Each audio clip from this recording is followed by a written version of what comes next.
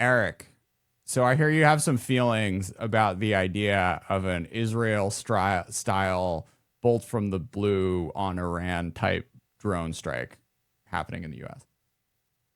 There's a couple of extraordinary case studies that I don't think are rattling people in the way that they should be. I don't know that the experience of Russian strategic air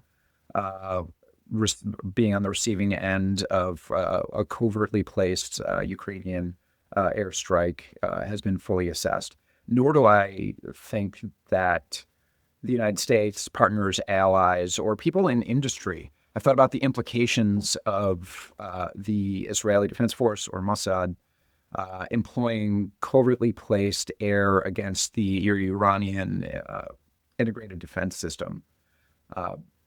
We're witnessing unmanned aerial systems being employed in a way that knocks out strategic capabilities. And I have not yet seen an equivalent conversation about defending the United States, partners and allies, or critical infrastructure, shipyards, any of that, from these kind of threats, as opposed to Golden Dome, which is a massive spending program against kind of a narrow-banded but obviously important threat. Assuming Golden Dome is technologically feasible, and we know that ballistic missile intercepts are, we've seen it in the Middle East with some regularity. Ballistic missile threats from ICBMs or MRBMs are acts of substantial war, and the United States needs to be secured against that. But where is the paired effort to guard against UAS strikes moving against a natural gas facility or a airline terminal? It's not there yet. Or even your Golden Dome missile battery. I mean, you can put these two together. Right. Yeah. So thanks for giving me the floor. But if you want to be unnerved about something, it's that counter-UAS, I think people are tinkering with it as a tactical tool. But where's the coastal artillery? Where is the effort to think through how a determined opponent of the United States would actually get at the heart of American industrial capacity? That whether or not you're Saronic building in Franklin, Louisiana, or you're Anduril building it in Ohio, you've got gate guards, but are people trying to surreptitiously enter your facility or go after you with a cyber profile the only threat that you have? Not in the modern world, and the Israelis and the Ukrainians have demonstrated it. I mean, in a lot of ways, Jordan, this goes back to what you talked about last week or 2 weeks ago, when we talked about the critical minerals, and we're like, how could we not? We've been writing about this for 15 years that we have this critical mineral dependency on China. We haven't done anything about it. Obama administration, we struck Anwar al-Awlaki in Yemen. The USS Cole was hit by, it was a suicide boat, but it was, precursor to an unmanned suicide boat, for lack of a better term.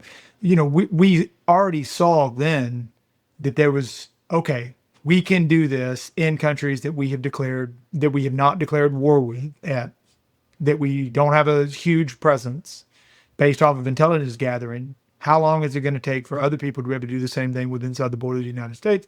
And to be honest, we just kind of ignored it because there was always this assumption that we were different. We had our two oceans, and we had, surrounded by two oceans and weak neighbors, so we were good. And I think we're finally acknowledging the fact that, at least some people are acknowledging the fact that those things don't exist. Where are we at on national defense? Where are we at on moving off of reliance on GPS? That was directed in 2000. There was an executive order that directed the U.S. to move off of reliance on GPS for assured timing, and we saw exactly zero movement on that, in part because it was an EO that came out of the Trump administration, and he got followed by a Democratic president, which wasn't going to touch anything that he had done or reinforce anything that he had done. So then we moved forward.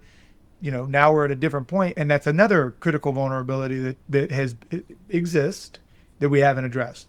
We have the drone critical vulnerability that exists. We have, the Salt typhoons and all the other, Bolt typhoons.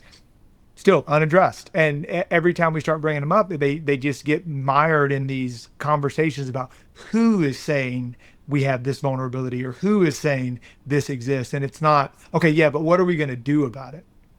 There's two major issues that like have not been addressed. One of which is the change in which cyber plays a role in warfare, in the sense of like, for I think probably at least since the 1990s, but really building up, after the strike against the Iranians in 2010-ish, there was this hype of like cyber is going to dominate every facet of warfare.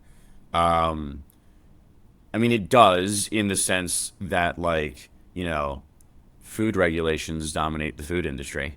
In that, like, you have to think about it, you have to plan for it, but it is not the predominant domain of warfare in the way that a lot of people thought. So how do you continue to defend against that stuff, right? While also like admitting that, like, hey, like this is not the only form of sabotage that exists, and that cyber itself is a form of like reconnaissance and sabotage. Secondly, on physical sabotage, like even before the strikes on Russian strategic air, there was a back and forth ongoing war of sabotage in the EU and the Russian mainland, right? Like that was, and it was just, especially in the EU, it was just basically like unsaid, right? Like it was publicly reported and people were like, oh, this is terrible. And then, nothing really came of it, at least on the public side. So I think that's a very difficult conversation to have in the United States, particularly now, but like I think broadly, because how do you talk about sabotage in a way that is reasonable, that is not immediately then thrown into a red scare? Like when I worked on the Hill, like, we would talk about the threats posed by the Chinese to the United States, from Guam to the mainland, right? And you would get other staffers who would be like, so this means I have to like ban them from the farmland, right? And you're like, I hate to tell you that, but like that's not the actual like major enabling issue for sabotage operations, is whether a CCP company has a farm within 100 miles of a base. So I think I honestly think I don't think we're going to have the conversation in the United States in any meaningful way that is either not overreach or is not left of boom, shall we say. Tony, thankfully, the FBI is recently committed to dramatically expanding its presence in counterintelligence. Or did I read that correctly? I mean, they expanded it against John Bolton today, apparently. Yeah, that... I'm sorry. If the Trump administration starts getting people for having classified files in their houses after he wiggled out of the whole Florida thing, I mean, like, you know what? More power to him. John Bolton, he had this coming. Let's be real. Yeah, I mean, I'm going to be a bit ageist, but if you're in the service and you are still printing material, why? I simply don't understand what kind of neurons get energized when you hit print on a TS no foreign document and then you get to walk around with it. Like it is extraordinarily strange. Like when I was an intelligence briefer, this was like 2012. Like we had iPads. Like there's no paper necessary any longer. This is just a relic. It's like these stacks of etched wood that reside in Britain and tell you what happens in the 800s. But Eric, I mean, Bolton he's a dinosaur. However old he is, he's been around since he's got his own way of doing stuff. But not only him. I mean, general officers who sit at the heads of the most technically advanced military on the planet print out and handwrite comments in that they then throw to their staff to go get answered. And it's just like, yep, no, guys, it is a cultural, yeah, no, it's like a form of, it's difficult to explain. You see films like specifically American films that portrayed Commonwealth officers in like the First or Second World War, and they always had swagger sticks. And yeah, some of these people carry them because there's like a class issue, and they came up from the horse cavalry, and they brought these devices around that gave them some sense of authority. And Napoleon had his marshal's batons, and it is an element of warfare that is completely, it's like wearing a breastplate. It's nonsensical. But correct, we do have this imperial system inside American national security where you're a general officer, you're a Senate confirmed official, and you have some GS 12 or 13 toady like the guy I used to be, to like, present you your news in the morning. And some people think that if it's not printed on paper, it doesn't exist. And we create not just opportunities for people to break the law, which is arguably what we're seeing around Ambassador Bolton, but we're just creating this extraordinary counterintelligence vulnerability when people who are just human have these extraordinarily sensitive pieces of material that they should not be walking around with or should not leave the building. And it just happens. It doesn't have to elevate to the point where it's David Petraeus trading code word material for sex. Like, it can just be an accident. And so if you're serious about counterintelligence, pull out every hard copy printer anywhere in the Pentagon, any place in the Intelligence Committee, and tell people just to deal with contemporary reality. It's 2005. You don't have to print this stuff. No, it would drive me nuts when I would power up my computer and have an email from generally an admiral, sometimes a general, because admirals they're the ones that they walk out on the deck and they like XO and they throw something down into the pulpit and then they turn around and walk back into their office and eventually the thing gets done that they had demanded. But yeah, you would get a scanned in version of what had been a typed document that was emailed to a person where he had written in marginalia something that he wanted answered, and it had gone through 14 levels of bureaucracy to get down to you so that you could answer this niche fact that he wanted. To like Matt Olson's credit, former Associate Attorney General, head of National Counterterrorism Center, Uber WilmerHale, pure digital. Like he was not an intel pro. He was a prosecutor, but he was just like ready to operate in a contemporary world. But earlier in our conversation, not to drive too far away from the contemporary challenge of Indo-PACOM, but let's talk CENTCOM for a minute, because that is the heart and soul of American national security. When I was at National Counterterrorism Center, we had a rare hard copy of the presidential finding that authorized the targeted killing of Anwar al-Awlaki. Like, it was not on digits at all. And it was in a dedicated safe because of its classification.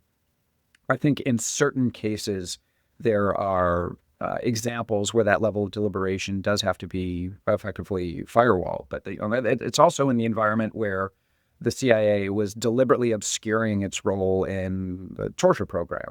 So counterintelligence needs to be paired with effective oversight. And something in the back of my mind struck me as suspicious about effectively air gapping a document that was, just as vital in American legal history as ex parte curing when the United States executed the German saboteurs in the Second World War.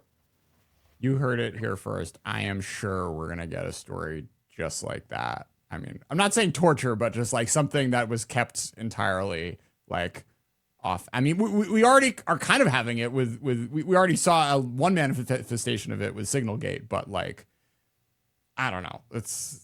We got 3.5 more years of this. Like, we're gonna get some more funny business for sure.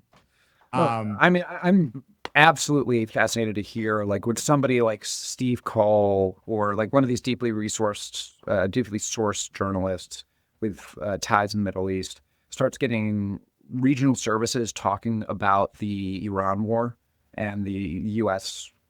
pairing and conducting strikes against the Iranians. Once that whole story comes through, it will shake some assumptions. Again, but I'm glad we're talking about CENTCOM, because let's capture the true spirit of American national security. And according to the relative balance between Indo-PACOM and CENTCOM, we can devote 3 seconds of the broadcast to Southcom if you want. That was it. We're done now. Southcom complete. Actually, there is a big thing. There's a big thing with Southcom and with Northcom, because they're talking about moving the commands to, I think, Fort Bragg, because we need to. If you consolidate all of the forces at one base, it increases efficiency for both your organization and for any enemy attacks against it.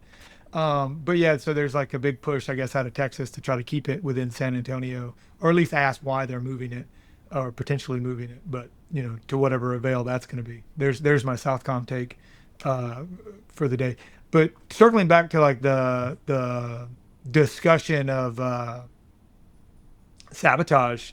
Zero Day Attack released last week. The Taiwanese miniseries that was focused on Chinese invasion of Taiwan, and at least in the opening bits, or the opening episode, they really focus heavily on the saboteurs and the enemy within as kind of an underlying narrative, and it's kind of like seeded throughout the government. It's interesting. It's interesting that they produced it, but it's also interesting that was kind of the initial take on from that show was like we got to be worried about the enemy within. Some serious like DPP propaganda energy. Honestly, I felt in the first episode, but I think let's table that one. We should all watch a few episodes and do a full segment. I want to talk Silicon Shield a little bit.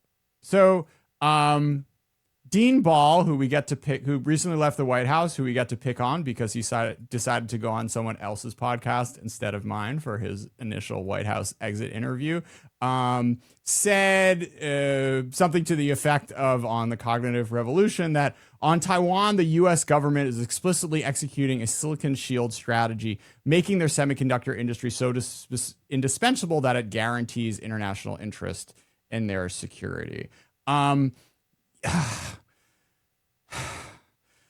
Okay. There's like a few levels to this, which are sort of different gradations of reasonable. I think sort of at an international level, getting the world to understand that a war over Taiwan or a Chinese invasion of Taiwan would have, double-digit impacts on global GDP as something to like get Japan more bought in, get the Philippines more bought in, whatever. Like, sure, I buy that.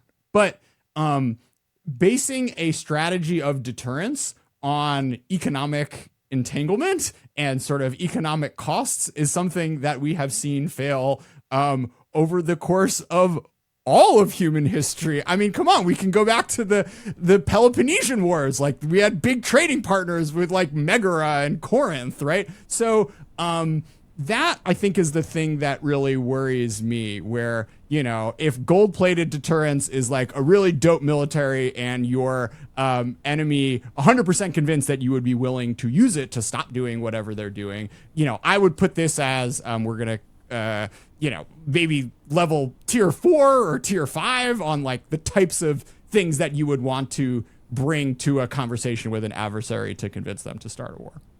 I mean, I think the thing is, like, Silicon Shield was always kind of, nobody move or I'll shoot myself and then her sort of thing, for those who've seen Night and Day with Tom Cruise. But I also think that, like, to your point, there's no good history of, like, using economic interdependence to prevent war. And I almost think that, like, so the other thing we did when I was on the Hill was we kind of started to push Wall Street in the direction of understanding the costs to their investment in the event that there would be a war. And part of that was understanding the costs. It wasn't just us. I mean, Rand did some studies and others too of like the cost of what would happen if TSMC went under, et cetera. And I think the unfortunate second and third order side effect of that was people deciding to de-risk their investments, but not necessarily de-risk policy. And so, the needle moved, but not necessarily in the direction that we wanted with Silicon Shield of like, oh, well, if they're going to do that, then we're going to, find other ways around it, but we're not necessarily going to help change the status quo or improve deterrence. I mean, one of the big problems from the Silicon Shield, at least from the build up to it, and we can talk about the messaging that's currently going on however we want to, but I mean, I was in Intel's office in their foundry in Gordon Moore Park, and I was being told by their executives that they could replace a substantial portion of the production at TSMC at their foundry, within a timeline of months, not a timeline of years. Which obviously that was under Pat Gelsinger, and Intel's always been a very humble company that's never overpromised anything. So. But again, like you're in that point where you have one of the larger companies within the United States that was counter arguing, it doesn't even matter. We can replace it.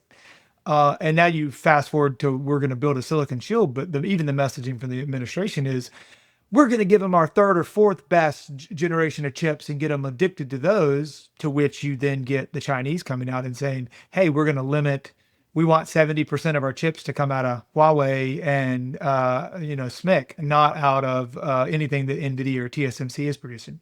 So again, you talk about shooting yourself in the foot. Even our messaging on this one has been kind of off.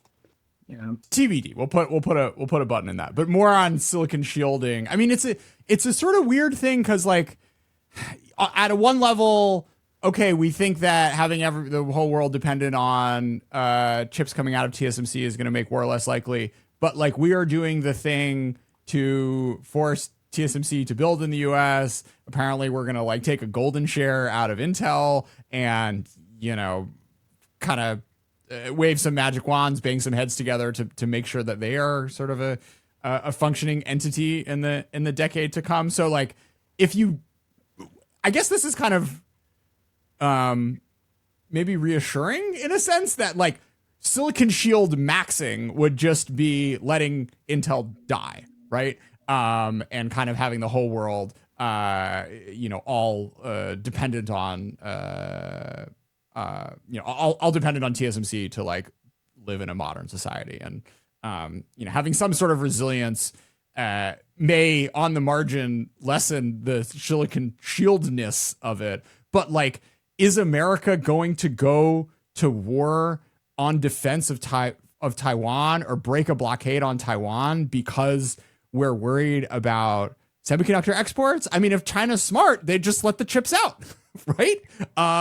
And then I guess we don't care. It's just a little bit messy here. Sorry. Yeah, Drew, but let's take it away from Taiwan for a second. Let's borrow from Frank Herbert and Des Villeneuve. And the people who are speaking of the Silicon Shield are almost talking about it like it's Arrakis. And it's like the one place in the universe where you can get the spice melange that makes everything function. I mean, Dune as a setting would not be compelling if, actually, any planet can create spice. They just have to create the CHIPS Act for spice. Like, it's a lot of magical thinking going on that Taiwan is excellent at a certain set of processes, but those certain processes are exportable, downloadable, and replicated. So the world is not going to war for this, for Taiwan. He who controls TSMC does not control the universe. Why would you just not offer all TSMC employees of a certain rank American citizenship? You're already building a TSMC fab. We say that the problem is the American work ethic. If you read some of the stories on getting the fabs up to production level, if anything happens, you're an American citizen. You'll escape quickly. I don't know. I kind of agree with that. See, that's not our energy, man. We're the new head of DHS or the new head of USCIS is saying we're gonna make sure everyone on an F1 visa knows that they're not welcome once they graduate. We're canceling OPT. We got Mike Gallagher out here in the streets saying don't let Chinese students come to the U.S. and study technology. Well, you get the techno-libertarianism meets the nationalism on this one. They're going to constantly butt heads. I mean, you've already seen it get Elon out of the administration, among other things. So I'll also add to this that, like, a lot of the chips companies, when the chips legislation came out, were like, no, like, we have to be able to keep our facilities in China. Like, you can't regulate, what money we spend or how we spend it. Who knows where those chips are going? We certainly don't keep track, is what one of the major ones said to me. And so, like, to have that been said, right? And then be like, oh, but don't worry, we can absolutely duplicate production elsewhere extremely quickly, low cost, the people don't matter. Is kind of insane, right? Like, the fact is that if TSMC went under tomorrow, just by a bolt of lightning or several bolts of lightning, you would need 10 years and probably $500 billion to replicate exactly that, right?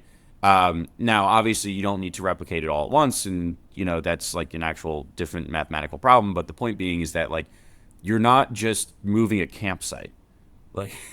There's you have to move supply chains. Like, there's a lot to move. Sure. I think that if that's what's being sold to the U.S. government now, that don't worry about it, like we can pick up and move quick, I'm extremely concerned. Second breakfast is we're very intertextual here. The Mick Ryan interview. What were you guys' takes on that? Yeah, so I mostly agreed with him. Like, I actually found his analysis very compelling and nuanced, which is different for what a lot of the analysis about Ukraine is these days.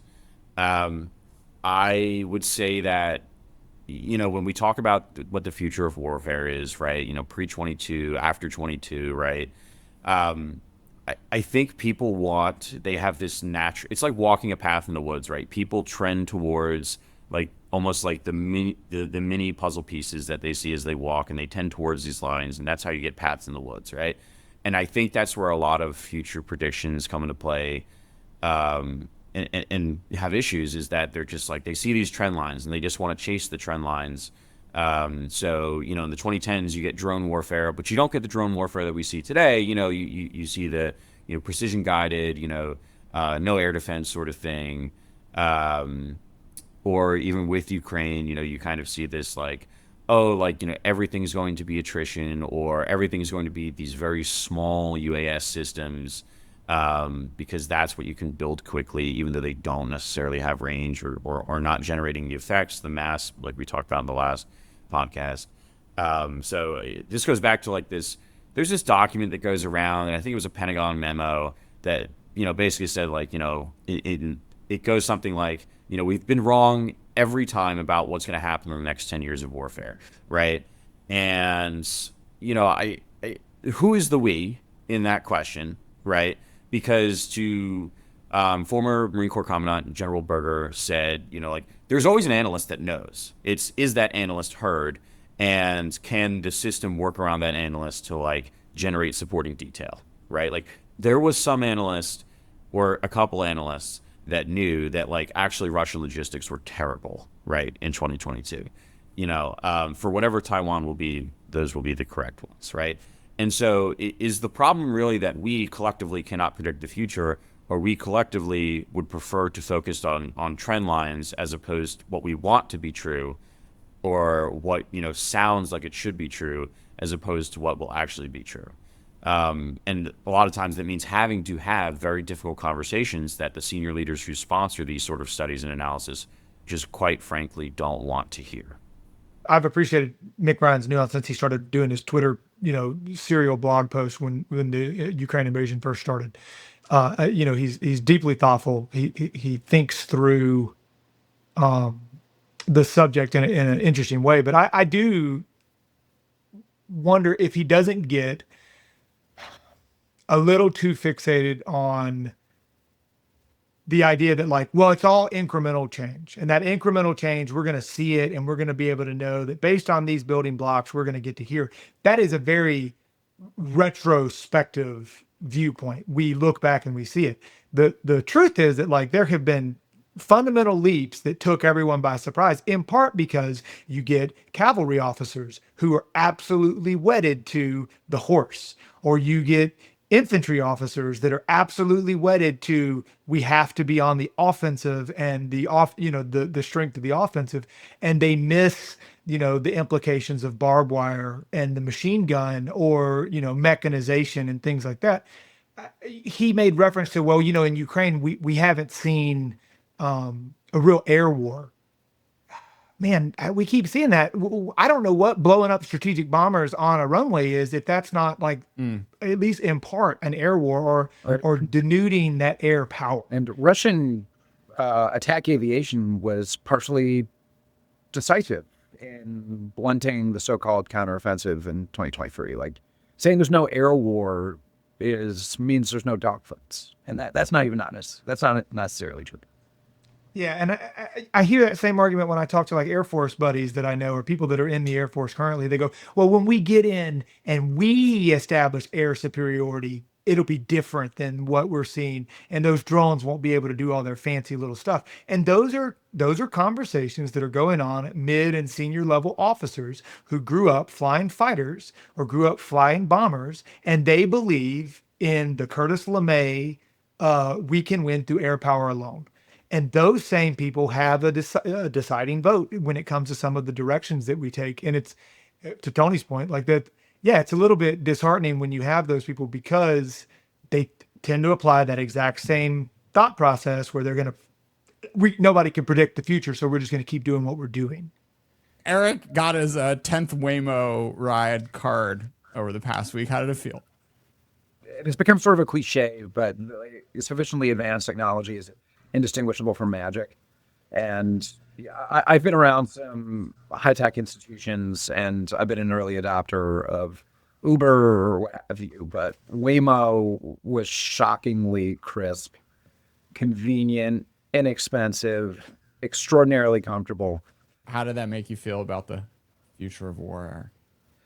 There's this Axios journalist, Colin Damaris, who runs like their future defense newsletter. And he often asks people, like, when's the first war going to be fought purely by robots? And it's sort of like a gotcha question or an icebreaker. And, my disposition is no war is ever going to be just robots. Like, war is fundamentally a human endeavor. War is an act of force to compel an enemy to do your will. But witnessing Waymo made me think that we are very, very close to battles and engagements being decided by autonomous systems. Very, like that will happen if it isn't already underway in the Ukraine conflict. I think too, it's almost a natural outgrowth. If you look at, I'm not going to be able to think of the name. You may be able to remember, Eric, of the Irish drone company that's starting to do like coffee deliveries and things like that. And now we've seen, like, I think last week, 2 weeks ago, we saw in Ukraine a drone deliver a bike, like a motorbike, to a soldier so he could escape a firefight.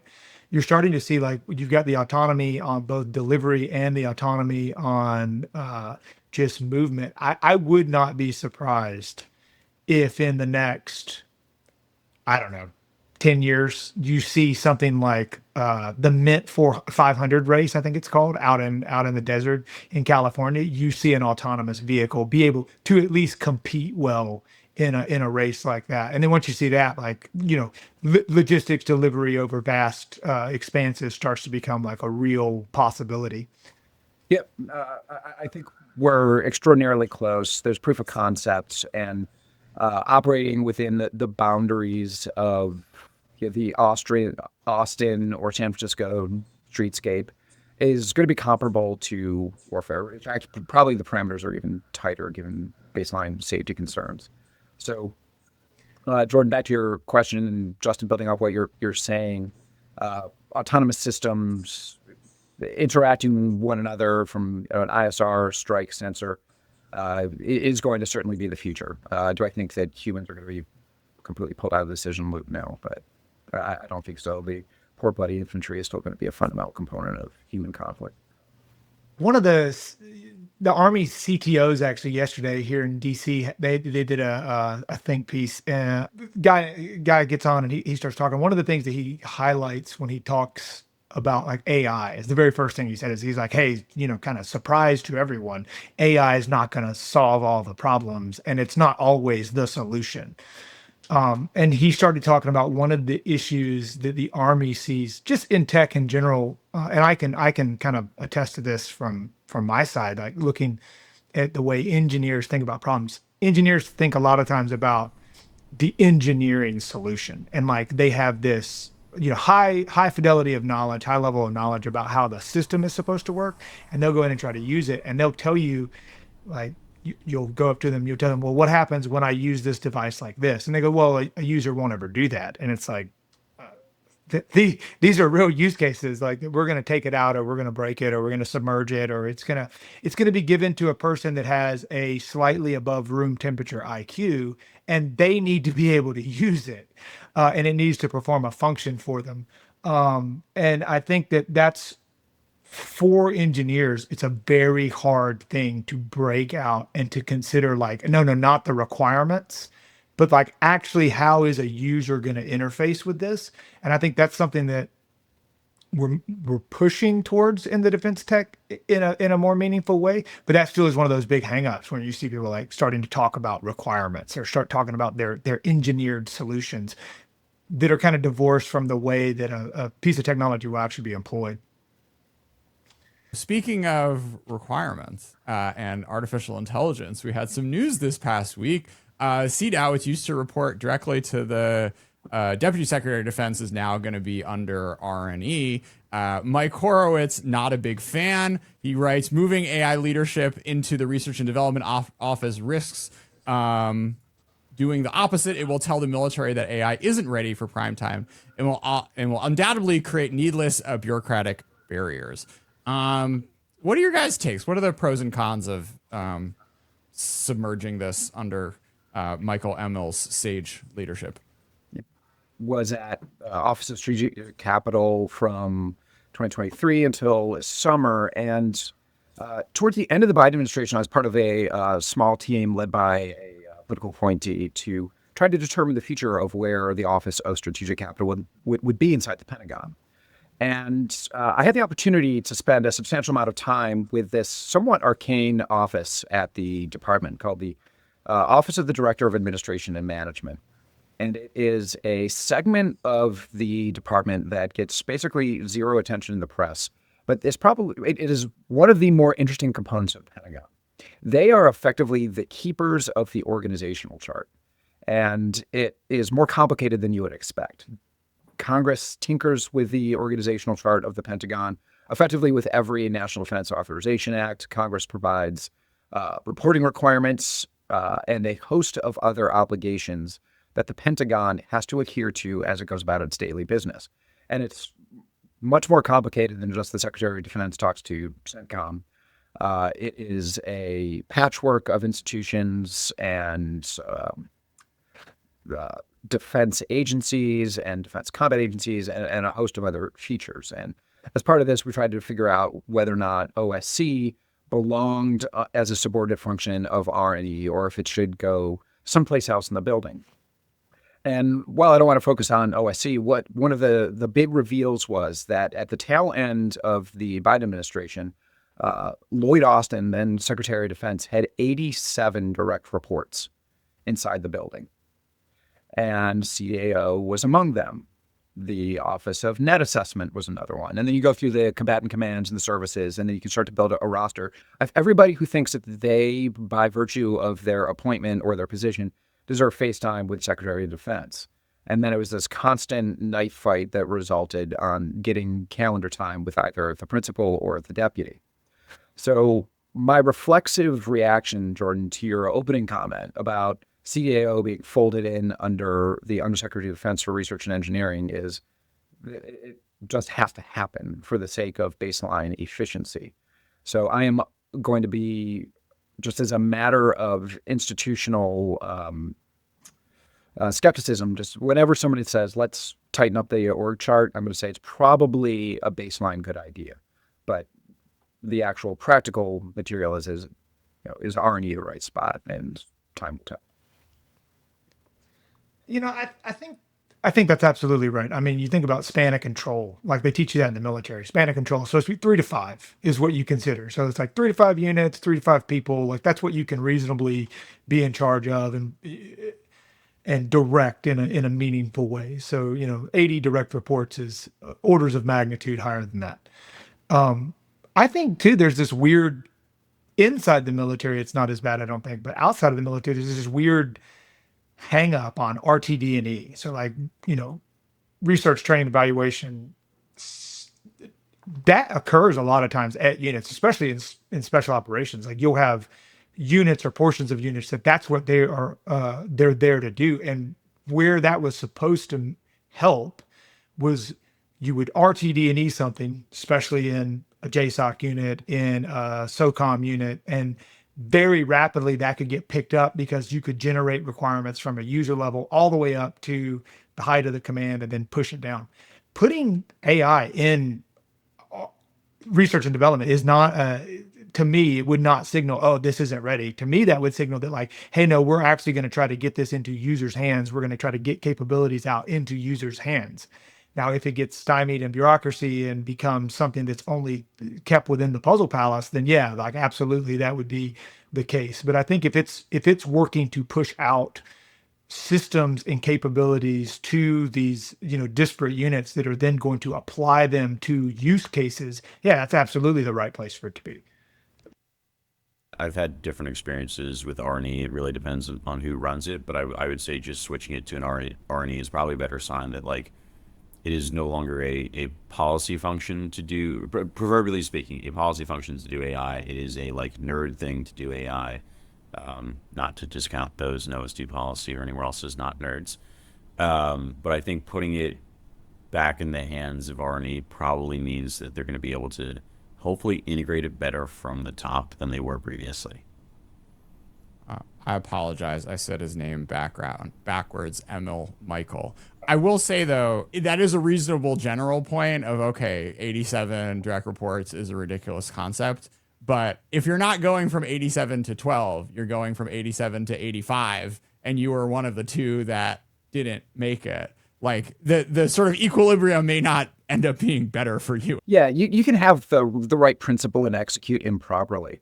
I do think that the CDAO can naturally fits within R&E because R&E is organized around a series of program directors or principal directors that are oriented around the cover or critical technology areas at the Pentagon.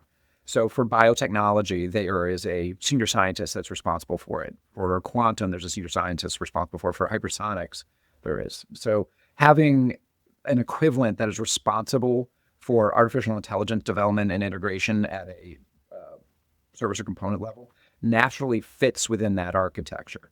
So I think there are ways to make this, to reorganize the Pentagon and make it worse. But this one is, it strikes me as an act of efficiency. CDAO as itself was a strange confederacy to begin with. It was this hobgoblin of the Jake and a few other features, and it was enormous and expensive, and Congress sets hard limits on the number of civilian personnel you can assign to these features. So by conducting a reorganization, shifting net assessment over to the J5 or something like that, and moving CDAO into R&E, you can start to find 5 to 10% personnel efficiencies here and there. So again, from just like a line and block chart sensibility, this strikes me as zero controversy. Of course, whether or not the future PD for artificial intelligence can execute this any better than it was happening at CAO is to be determined. Eric, FedFest impressions. Yeah, so I spent the last week at what's called Fed Supernova 2025, anchored around the Capitol. Okay, I got to say it right. Yeah, it's all right. No, FedFest is hilarious. Okay. That's Yeah. the best way to intro that. FedFest sounds like one of those joke Wi-Fi titles that you put to harass somebody, like FBI surveillance van or something. This is a deliberate event to bring together investors, government officials, lawyers, founders, and to try and create some form of serendipity around.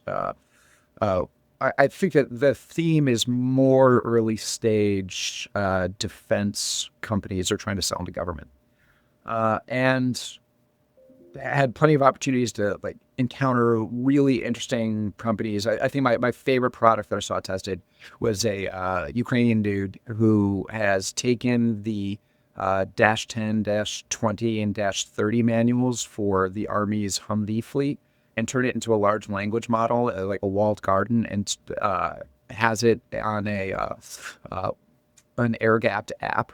So soldiers or civilians who are trying to fix a Humvee can say, hey, the glow light is on, but the engine won't turn over.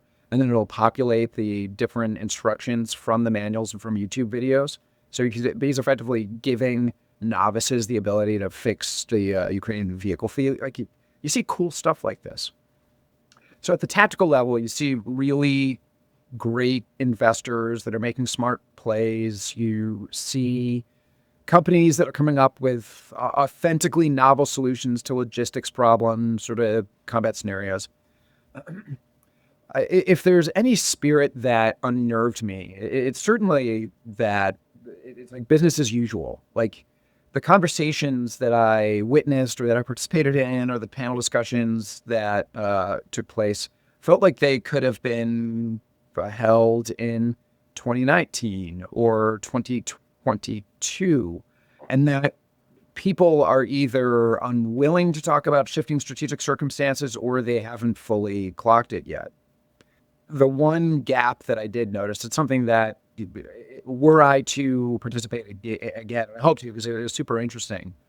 And I think it's coupled with developments in the news, and I've hit on it today, is press reporting indicating that the FBI is pulling back from its counterintelligence mission. And the entire so-called defense innovation network relies on development and protection of intellectual property. And protecting intellectual property is not solely the warrant of IP attorneys or corporate attorneys that review licenses by and among investors or companies and research centers. There's also a criminal element to this. There's a hostile intelligence service element, and there's obvious interests from the Ministry of State Security, SVR, or any other overtly hostile or just but benignly curious intelligence service that's operating in the United States to start pilfering some of this intellectual property. And I don't know that the so-called defense technology industry, the startup architecture around SpaceX, Anduril, and their partners, and the networks of founders and financiers have really thought through the ramifications of a federal law enforcement agency or an intelligence service that is less invested in counterintelligence in an era of so-called strategic competition. This is fundamental to defense against a variety of actors who are either crooks or actually trying to do legitimate harm to the United States.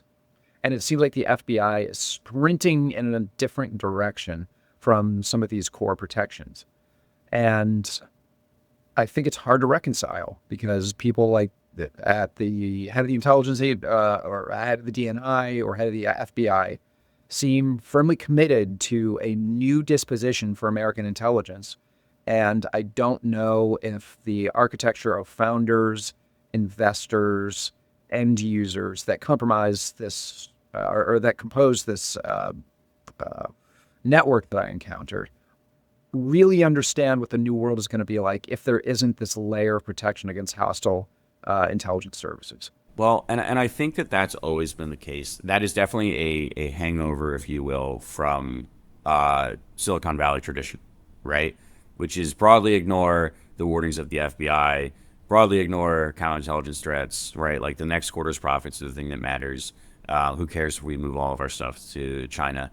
I had a great professor at Georgetown, Holden Triplett, who was the FBI's man in Beijing and Moscow during the 2010s. And, he goes into this whole thing of just like, they just, I don't want to, speak for him, but like his experience was not great in working with the Silicon Valley folks, and his compatriots' experience was not. And so I think when you talk to these folks about like they're not going to notice. And that's the problem, is that they don't understand what has actually yeah, we've given them future warnings, but they don't understand the work that has went behind the scenes of trying to keep these people off defense tech's back. And if we're reeling back from that, I'm extremely concerned. I mean, I would even ask, what is the incentive? Because in this case, unlike if it was a competitor that's in the market that was stealing their IP, where they would lose some market share, in their mind, if they're profit driven, they're not competing against Chinese defense firms that are going to be making their product and selling it back. So it even becomes, again, the techno-libertarianism can kind of take over there and be like, well, it doesn't actually hurt my bottom line. I mean, what is the answer to that outside of, hey, this is good for America? The uncertainty is, how do you collectively shift an industry's disposition towards embracing a different kind of relationship with law enforcement when that law enforcement agency doesn't appear to be seeking the partnership? The law enforcement agency is going to be going after, I guess, Title 18 street crime as opposed to counterintelligence or counterterrorism. Yeah, I mean, to me, that's the big one. Is like what the not only the incentive but the engagement. Like if they're not going to get involved and do it, then like why do they need to care? Because there's nobody there telling them "Hey, this is the problem." I will say that for more traditional defense tech firms, it also puts them at a increased disadvantage because they are already in that traditional ecosystem. There are requirements for how they set up their information systems and architecture that conform to the DoD's existing regulations. That if you're saying that there's not going to be this counterintelligence emphasis, that then those startups are now not going to have to follow that. And again, they can not only are they competing with VC money versus non-VC backed small defense companies, but then they also don't have to adhere to the stricter regulations that are there to protect that IP and help secure it from